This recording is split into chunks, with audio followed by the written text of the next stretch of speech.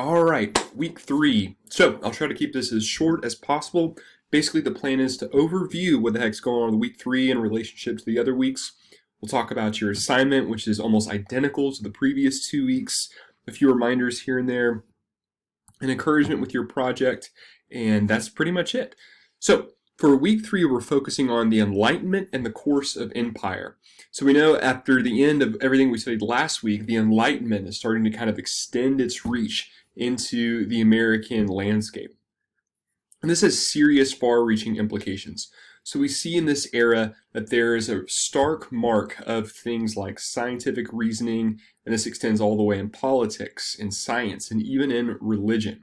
So at this point in American history, colleges are starting to move away from theology and type of religious thinking into much more of a focus on moral philosophy, the natural sciences, and we see that this is where America starts to move towards secularization. So, the new mentality courses throughout literature of the age with its focus on all these new things.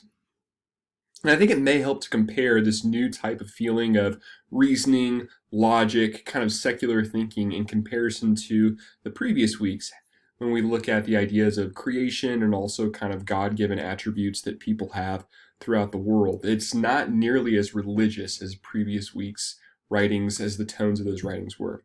So, by understanding this huge cultural shift throughout the literature, we as modern readers can have a better grasp on the Enlightenment and its huge monumental impact. So you're going to look at videos that talk about the Constitution, the Articles of Confederation, oh my gosh, the Articles of Federalism, where U.S. politics came from, Thomas Jefferson and his democracy. All the things are going to give you a more intense understanding in terms of the Enlightenment and how the landscape of thinking in America was progressing and how that impacted all the literature and the writings. So you'll be looking at specific writings of Benjamin Franklin, the interesting narrative of Olaudah Equiano, and Rip Van Winkle by Washington Irving. He's the Sleepy Hollow guy, so that's kind of a cool story there as well. And then some background into American Enlightenment thoughts. So for discussion, it's the same type of things that we've been doing. It's ultimately you getting a response from the reading in relationship to all the resources, interacting with your classmates, commenting on your classmates. Make sure you're keeping an eye on these tips, that you're reading the directions thoroughly. Also make sure that you're looking at those midweek check-ins that are coming on Thursday that are helping you with different tips on how you can improve your writing, examples of good writing. And please make sure that you're looking at the comments that I'm giving you on your submitted materials for any help for you specifically on how to improve your grade. By now, if I were you, I would make sure that I have a pretty good idea of the author that I want to do for my final project. So this is the grouping right here, and we're already through Washington Irving. So you might want to maybe do some Google searches on these final authors to see if maybe there's something that you want to do, because it might be a little bit tough if you wait to read them and then start your project. So by now I would hope that you would have chosen your author and also what method you have chosen for your project. Are you going to compose an essay? Are you going to create a work of visual art? Are you going to create a graphic novel?